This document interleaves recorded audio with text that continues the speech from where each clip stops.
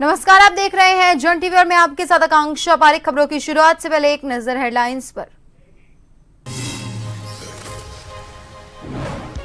उत्तराखंड विधानसभा के बजट सत्र का दूसरा दिन। सदन में 5 विधेयक और 3 अध्यादेश होंगे पेश। कल पेश होगा प्रदेश का बजट।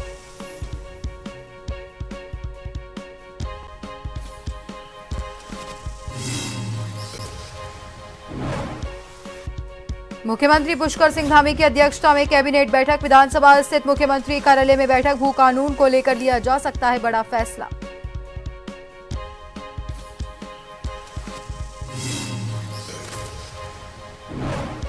सीडीएस अनिल चौहान पहुंचे विधानसभा। मुख्यमंत्री से कैबिनेट मीटिंग के बाद मुलाकात। कई मुद्दों पर चर्चा संभव।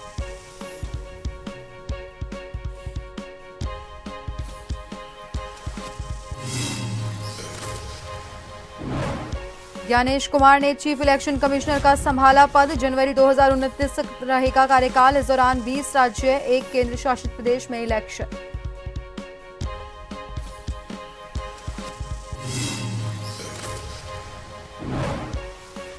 और उत्तराखंड के 7 जिलों में बारिश के आसार। 19 और 20 फरवरी को पर्वतीय जिलों में बदला रहेगा मौसम। मैदान में खिली रहेगी धूप।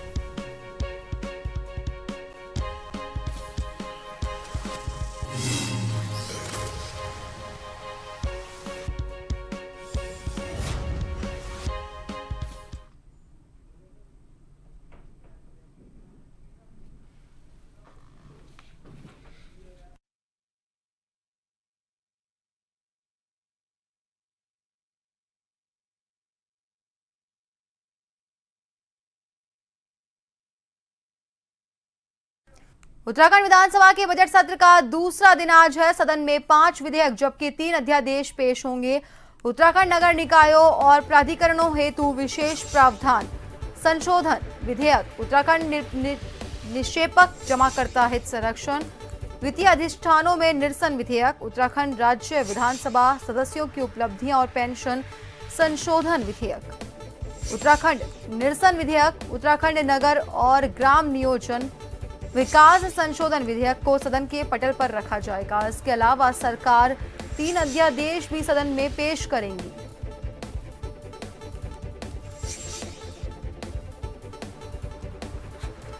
आपको बता दें कि उत्तराखंड विधानसभा के बजट सत्र का आज दूसरा दिन है। सदन में 5 विधेयक जबकि 3 अध्यादेश पेश होंगे।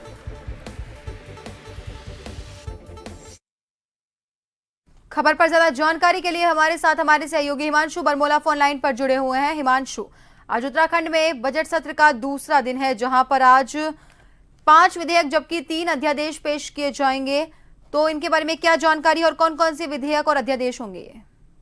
निश्चित रूप से आपको बताना चाहता हूँ कि उत्तराखंड विधानसभा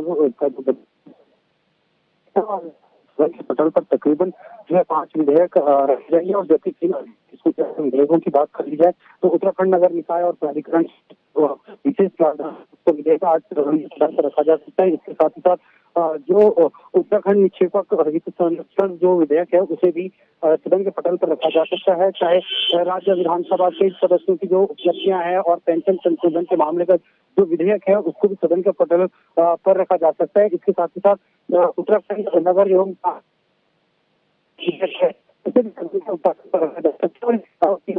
भी सदन में एक महत्वपूर्ण ये भी माना जा रहा है कि कानून को जो है सदन में पेश कर सकती है, क्योंकि आज धामी कैबिनेट में एक जो विधानसभा सत्र है उस सत्र शुरू होने से पहले आज की कार्रवाई की सत्र से शुरू होने से पहले एक अहम बैठक कैबिनेट की बुलाई थी और इस कैबिनेट में जी हिमांशु, तो वहीं आज धामी कैबिनेट की भी अहम बैठक जारी है जहां पर ऐसा माना जा रहा है सूत्रों के हवाले से कि भू कानून को लेकर भी कोई अहम फैसला आ सकता है। हिमांशु जी हिमांशु, वहीं बजट सत्र के बीच ही धामी कैबिनेट की भी अहम बैठक जारी है जिसमें माना जा रहा है कि भू कानून को लेकर भी कोई अहम फैसला आ सकता है।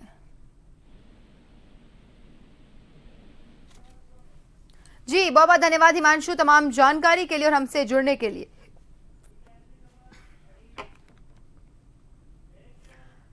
हल्द्वानी के प्रसार प्रशिक्षण केंद्र बागज्वाला में जिले के उपजिला अधिकारी और समस्त अधिशासी अधिकारियों की बैठक लेकर उन्हें यूसीसी के प्रावधानों के तहत जानकारी दी गई। इस दौरान यूसीसी लागू होने के बाद शादी के पंजीकरण सहित अन्य पंजीकरण और कार्यवाही को लेकर आ रही तकनीकी दिक्कतों को लेकर सभी विभागीय अधिकारियों को विस्तार से जानकारी दी गई। प्रशिक्षण अधिकारियों ने बताया, राज्य में समान नागरिक संहिता कानून लागू होने के बाद से उसके तहत की जाने वाली कार्यवाही को विस्तार पूर्वक विभागीय अधिकारियों को बताया जा सके।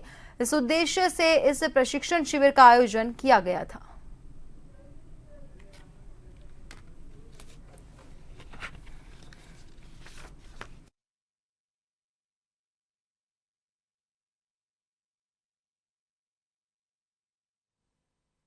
शासन के द्वारा समान नागरिक संहिता और समान नागरिक संहिता की नियमावली जारी कर दी गई है। अब शासन के द्वारा ये कहा गया है कि समस्त अधिकारियों को रूल्स के संबंध में कि विवाह का पंजीकरण, विवाहों का जो तलाक हो रहे हैं, तलाक के संबंध में और पूर्व से जो विवाह हो चुके हैं उनको पंजीकृत कराए जाने के संबंध में जो आवश्यकताएं हैं, जिस प्रकार से जो निबंधक हैं, उप निबंधक हैं, महानिबंधक हैं, उनके क्या दायित्व होंगे, उनके क्या अधिकार होंगे, पंजीकरणकर्ताओं के क्या अधिकार और दायित्व होंगे और क्या क्या इन रूल्स में क्या क्या चीज़ें बताई गई हैं जिससे कि इनका जो क्रियान्वयन है वो सही तरीके से हो सके। इस संबंध में जानकारी आज दी गई है।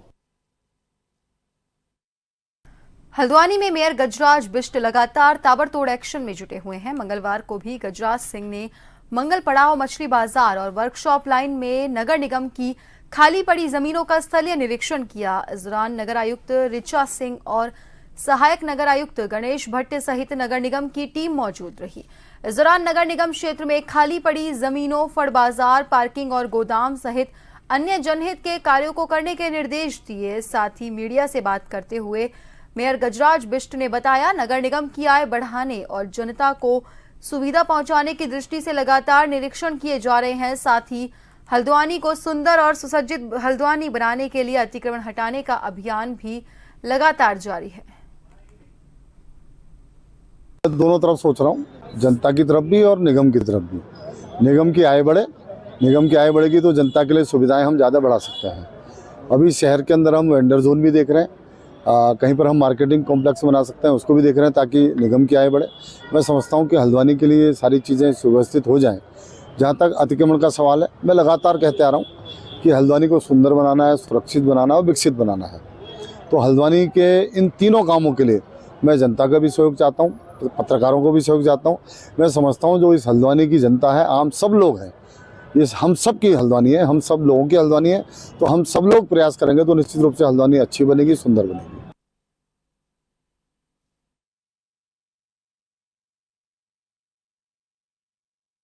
खबर सितारगंज से है, जहां समग्र शिक्षा अभियान के अंतर्गत पीएम श्री राजकीय बालिका इंटर कॉलेज सितारगंज में ब्लॉक स्तरीय सपनों की उड़ान कार्यक्रम का आयोजन किया गया। कार्यक्रम का शुभारंभ मुख्य अतिथि सभासद रवि रस्तोगी, वरिष्ठ समाज सेवी सोनू जायसवाल, शिक्षक सुरेश उप्रेती और प्रवक्ता राजकीय inter college Indira Pande, BRC प्रभारी हृदय चौहान ने संयुक्त रूप से मां सरस्वती के चित्र के सम्मुख दीप प्रज्वलित कर किया। इस दौरान छात्र छात्राओं द्वारा नशे के खिलाफ बहुत ही सुंदर नाटक प्रस्तुत किया। मुख्य अतिथि सभासद रवि रस्तोगी ने नाटक प्रस्तुति की जमकर सराहना करते हुए कहा, ये समय बड़ा अमूल्य है, इस समय हमें पढ़ाई पर ध्यान देना होगा, तभी हम अपने माता पिता का नाम रोशन कर पाएंगे। रस्तोगी ने कहा, हमारी सरकार लगातार शिक्षा को लेकर गंभीर है और खेल के माध्यमों से बच्चों को शिक्षा से जोड़ने का काम कर रही है।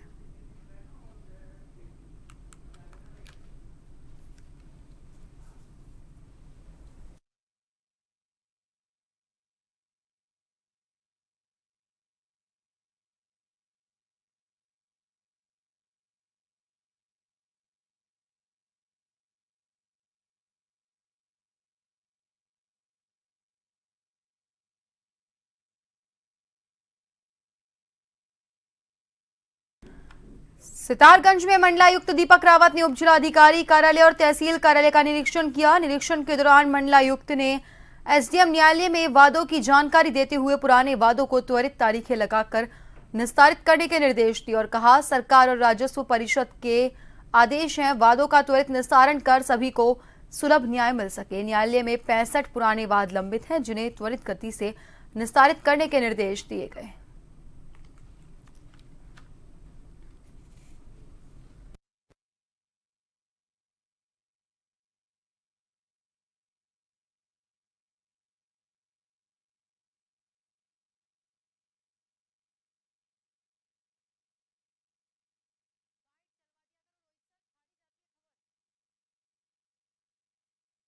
इसमें माननीय मुख्यमंत्री जी के निर्देश हैं और परिषद की ओर से निर्देश हैं कि जो मामले चल रहे हैं, कोर्ट में अलग अलग मामले चलते हैं, पब्लिक आती है, यहाँ पे अपील्स होती हैं, डायरेक्ट केसेस आते हैं, तो हर कोई ये चाहता है कि जल्दी उसको न्याय मिलना चाहिए, निस्तारण जल्दी होना चाहिए। तो पहले तो मैं ये देखने आया था कि जो पुराने मामले चल रहे हैं उसमें किस प्रकार से कार्रवाई की जा रही है। तो यहाँ पर मैंने देखा कि लगभग 65 मामले थे जो 3 वर्ष से ज़्यादा पुराने हैं। तो उसमें जो पीठासीन अधिकारी हैं उनको विशेष ध्यान देने की आवश्यकता है और उसमें अनावश्यक विलंब बिल्कुल नहीं होना चाहिए। इसको देखने के लिए निर्देश यहाँ पे दिए गए हैं। लेकिन यहाँ पे दूसरी थोड़ा सा जो गंभीर मुझे लगता है चीज़ ये है कि यहाँ पे इस कार्यालय में बहुत सी फाइलें मुझे ऐसी प्राप्त हुई जो कि पेशकार के पास पड़ी हुई हैं और वो कहीं भी दर्ज नहीं है, जो कि बहुत ही एक गंभीर विषय है। क्योंकि अगर कोई फाइल कोर्ट में आती है तो उसको कोर्ट में पहले दर्ज होना चाहिए और दर्ज होने के उपरांत ही आगे जो उसमें कार्रवाई होगी, समन जाएंगे या साक्ष्य होंगे, वो नहीं किया गया।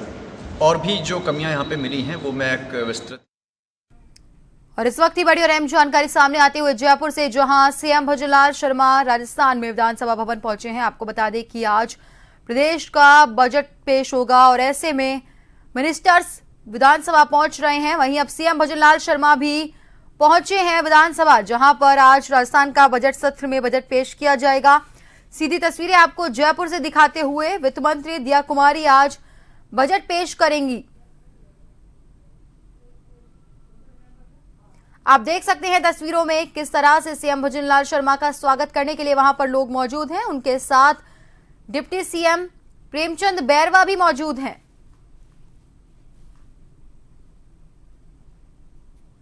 हम आपको तस्वीरें दिखा रहे हैं जयपुर से।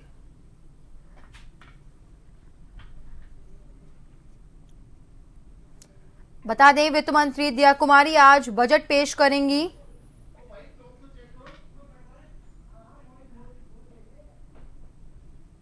राजस्थान का विधानसभा का बजट सत्र है, जहां पर तस्वीरें देख सकते हैं आप, सीएम भजनलाल शर्मा का स्वागत किया जा रहा है। आज वित्त मंत्री बजट पेश करेंगी। सीधी तस्वीरें दिखाते हुए आपको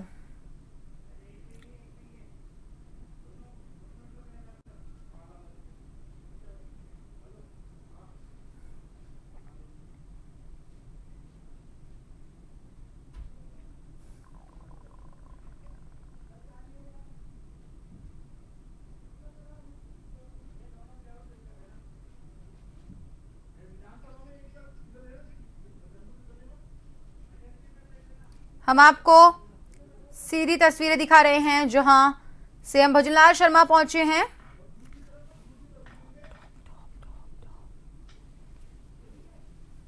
सीधी तस्वीरें आपको दिखा रहे हैं हम, जहां सीएम भजनलाल शर्मा पहुंचे हैं विधानसभा।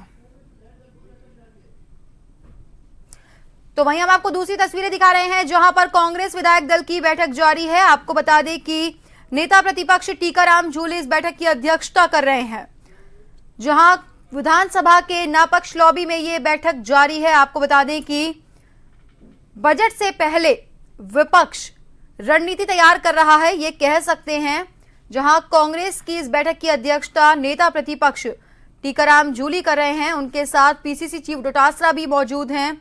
साथ ही कांग्रेस के विधायक दल की यह बैठक है। एक तरफ की तस्वीरें हम आपको दिखा रहे हैं, जहां सीएम भजनलाल शर्मा विधानसभा पहुंचे हैं, क्योंकि आज वित्त मंत्री दिया कुमारी बजट पेश करेंगी। प्रदेश के लिए यह काफी अहम दिन है। तो वहीं दूसरी तरफ विपक्ष की बैठक लगातार जारी है, जहां विपक्ष के विधायक दल की बैठक है। नेता प्रतिपक्ष जूली की अध्यक्षता में ये बैठक जारी है।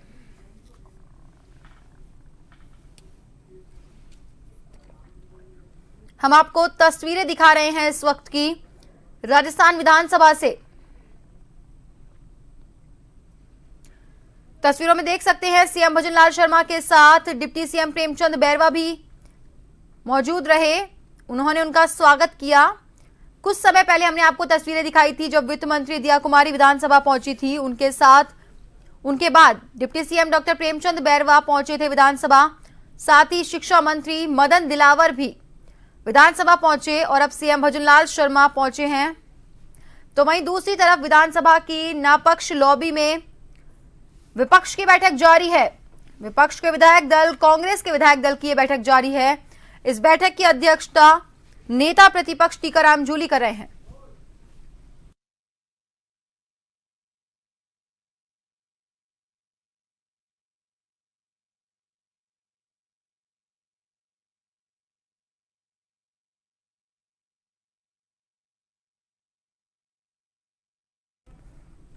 लोहाघाट क्षेत्र में गुलदारों का खतरा लगातार बढ़ते जा रहा है। एक गुलदार लोहाघाट ब्लॉक के सीमांत राजकीय प्राथमिक विद्यालय गुड़मांगल के बरामदे में आराम से सोता हुआ नजर आया। स्कूल टाइम में गुलदार के स्कूल में मौजूद होने से ग्रामीण दहशत में आ गए और अपने बच्चों की सुरक्षा के लिए चिंतित हो गए।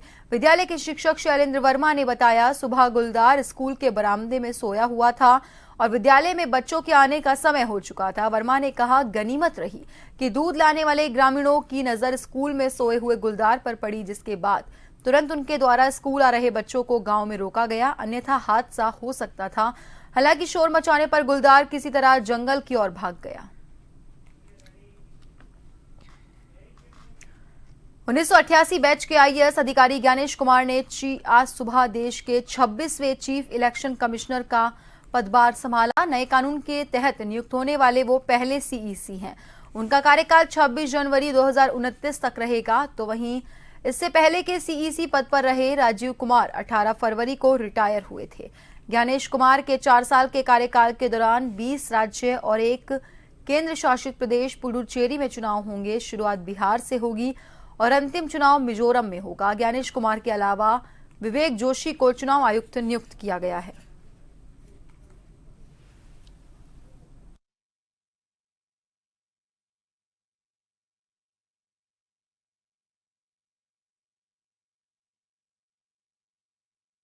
The first step for national building is voting.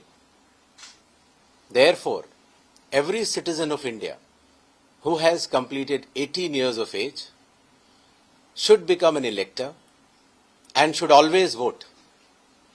In accordance with the Constitution of India, electoral laws, rules and instructions issued therein, the Election Commission of India was, is and will always be with the voters.